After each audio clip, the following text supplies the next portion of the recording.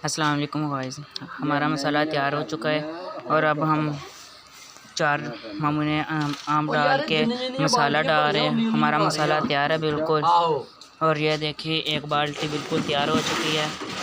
और देखो हम कितनी दूर से आए हैं, हम मियाँ चन्नू से आए हैं और फैसलाबाद हम अपने मामू से चार डलवाने के लिए। और देखो हम कितने ज़्यादा जलील होके आए हैं, रोड भी ज़रा टूटा हुआ था और रश्के में आए हैं। और ये बाल्टियाँ अभी चार डलवाने के लिए रहती हैं।